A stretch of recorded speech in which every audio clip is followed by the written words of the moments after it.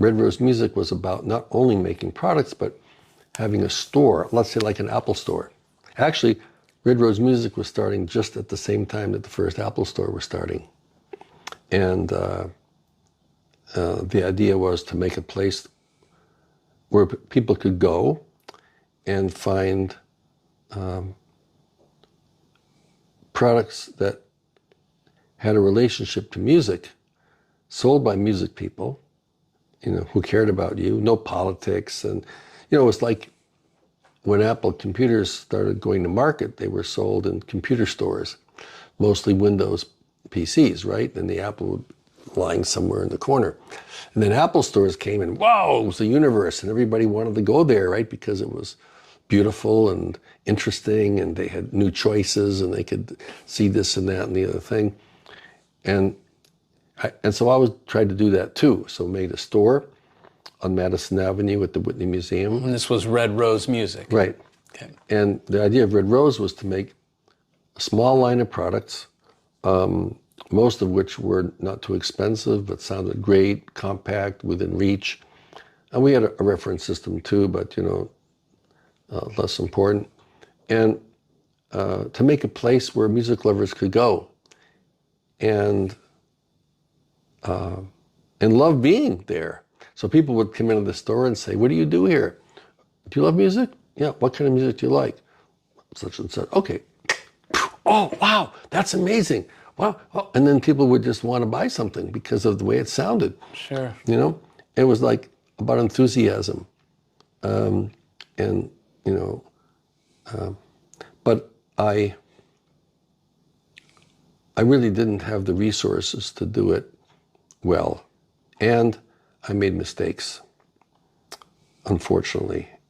However, we did $4 million our first year, but then the terrorists flew the airplanes into the World Trade Center and New York died. It stopped. Nobody in the streets, no customers, no business. It was just a ghost town for a year and a half, and we couldn't survive that. It was just a killer. The company probably would have done very well, but we couldn't survive 9/11. It was too much. But we learned a lot, and then LG offered me a job as chief sound advisor to upgrade LG audio in every department: music, home theater, mobile phones, televisions, computers. And they asked me if I would work with them, and I said, I'll do my best.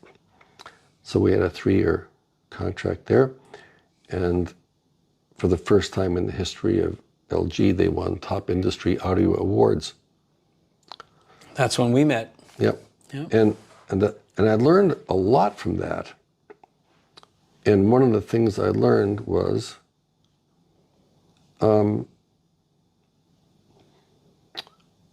what big companies want. What do they want? How can you help somebody if you don't know what they want? So I asked them, first day at the audio department of LG, I said, how can I help you? And he said, well, we want better sound for no additional cost. Okay. Well, nobody would say that in the high-end audio world, right? Because, of course, you can pay whatever. But I thought, well, that's a real interesting question. And then I realized that maybe it could be possible to find solutions for that, where we could get better sound at no additional cost. And that led me to the idea of semiconductors. And at the same time, I was exploring how to fix the digital audio problem. And then it occurred to me that, hey, maybe we could combine developing a new kind of semiconductor with the solution for the digital audio problem inside it. And I asked LG if they'd like to develop a chip, but it was too ambitious for them. They weren't ready to think like that. Mm-hmm. They could have, but they didn't. Sure. So after LG, I shopped the idea to semiconductor companies and went to Texas Instruments and a bunch of other ones, and I ended up making a deal with Intersil to develop that. And that turned out super well, partly for the same reasons that my previous companies did, which was that I met Skip Taylor. And Skip had this kind of total immersion in the technology, like Tom Colangelo, like Dick Berwin, they just lived it. They lived it like John Coltrane lived the tenor, or Sonny Rollins. They lived it the same way. They poured their life energy in there, and so that project with Intersil had enormous potential, but Intersil ran out of money. And at the last minute, after 2 years of work, it wasn't quite finished yet, but after 2 years of work, they fired Skip. I said, what did you do? What are you doing? This guy, we're almost there, and you fired. Well, we had to blah, blah. So what? So they basically decided not to go into audio, and they were just going to go back to power management chips. And then the company was sold to Renaissance, another semiconductor company. And so I'm left with this opportunity. The chip wasn't quite finished yet, but Skip was working on it. And eventually Skip got control back over the chips he designed. And it's only today, in 2024, that we really can bring to market what we had envisioned, doing many, many years ago. Back then the idea was to start a chip company, a semiconductor company that would make great audio parts. But since that didn't really happen, we're sort of doing it ourselves with Skip. And it all ties together if you understand what Tom Colangelo meant to audio back in the day is very much like what Skip represents to the chip world today. In other words, Tom designed these amplifiers, right? Like the ML2 was a 25-watt Class A, pure Class A amplifier. Remember the ML2? Mm-hmm. Monoblocks? Yep. 1978. 25 in the 8, 50 in the 4, 100 in the 2, Class A, regulated power supplies. 1978, right? Woohoo! That's pretty sporty. That's cooking, yeah. That's cooking, man. And then all the way up through the audio, then, in later years, the audio palette, the audio suite, the performance amplifiers with the choke input regulated power supplies and all, right? Okay? That level, okay? So if somebody asked you a question and said something like, well, what's the difference between Tom's amplifier designs and what I can get with Sony? You'd say, well, you don't get it. It's never mind. See ya. Right? But that's what I think is the difference between Skip's work, let's say the Mighty Cat chip we have, and other audio chips, whatever principle they are, Class D or something else. By the way, Class D is just a concept, like V8. Doesn't mean anything. It's a V8. So who's V8? Ford, Ferrari. V8 is just a concept. Doesn't mean anything. Yes. So that's a great distinction. So when you guys are trying to say Class D sounds like this, or Class D does this, or you group it together, it's pretty ridiculous because there's so many distinctions within that. I mean, again, there are some people that work at an exceptional level. Not many, but there's just some people, and I've been very fortunate in my life to be around a lot of them. Yeah. The jazz musicians, the Indian musicians, the audio designers. I've just been extremely fortunate to get to know quite a number of these amazing people working at that super high level, and that I'm really grateful. I mean, what a privilege. And Skip is one of them. His work is just as remarkable as Tom's, except whereas Tom's was really for, let's say, the world of stratospherically priced products produced in minute quantities that could only be acquired by a very, very small number of people.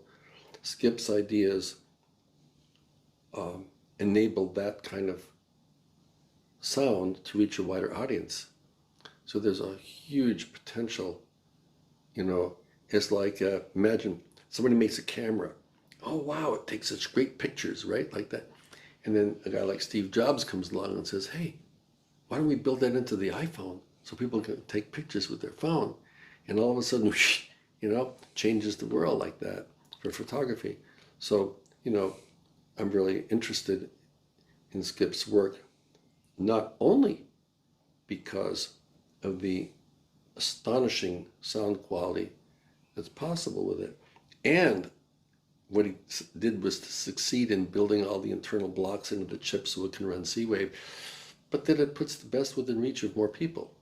And I like that, you know, actually putting the best within reach of more people. That's kind of where this thing is going. And, you know, there's a parallel to music there, because let's say somebody makes a recording and the music is amazing, right? And it's the recording. What do you do with it? Sit in your shelf? Or you want to give it to the world? How do you do that? And so it's hard enough to make one of something, but the idea to be able to get it out to the world so more people can enjoy it, that's another challenge.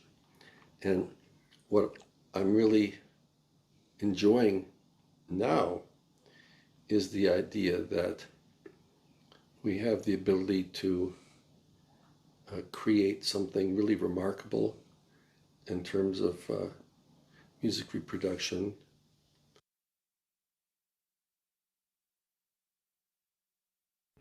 And at this point, unfortunately, the microphone, you heard Mark's microphone go out, and then my microphone went out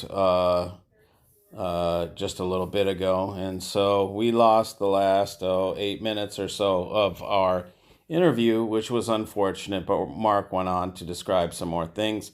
So I will finish off this video by a few other little pieces that I put together from my visit. And thanks again for watching.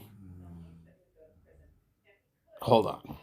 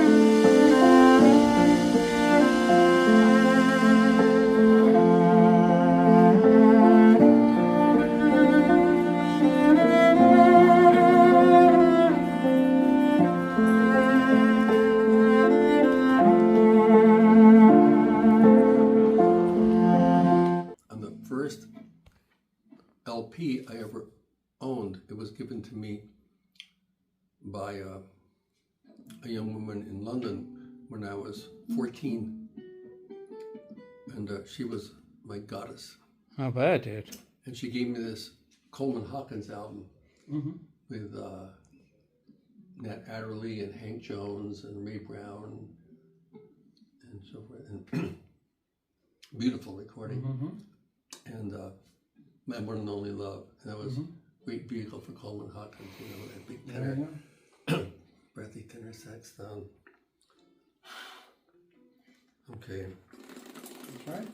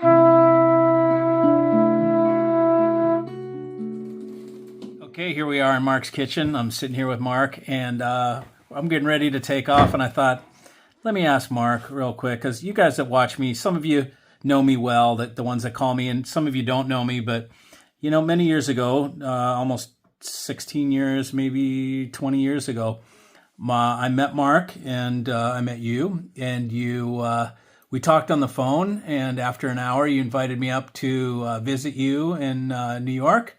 And shortly thereafter, I was on a plane first class flying to Seoul, Korea to consult with LG as one of your team members. So I'd like to know, what was it that you saw in me that gave you the confidence to invite me on your team like that? Well, you have a unique combination of qualities, which include enthusiasm, passion, curiosity, a willingness to go off the beaten path, and you got balls. Yeah. And that's It's either stupidity or balls. That's a good combination. It takes a lot of different pieces to be successful at something. And in addition to enthusiasm and talent and passion, it takes strength, and courage. So I had the feeling that you had all those parts. The Mike I know is a super intelligent, sensitive, caring, perceptive person, a lot of warmth, and is a great friend. I think the persona online is maybe good for for the purpose, but I have to say, I like the real Mike I know, especially the cigar chewing, sarcastic, sloppy American persona. Oh, it's okay because the message is good. You have a good message. The message is important, and and that's good. But the real Mike is a great person and with a warm heart and a super good friend. The other thing I would add is that the kind of audio that I enjoy is a combination of different things. It's a love of music, it's a love of craftsmanship, of engineering, of excellence, of sort of an appreciation for going for it, for going for the best and really caring about what you do. And you have a real appreciation for that pursuit and for people who are doing that, people that share that with you. And, you're a rare person to have all of those qualities. So I hope you can figure out a way to put those things in your video. Yeah, man. Thanks.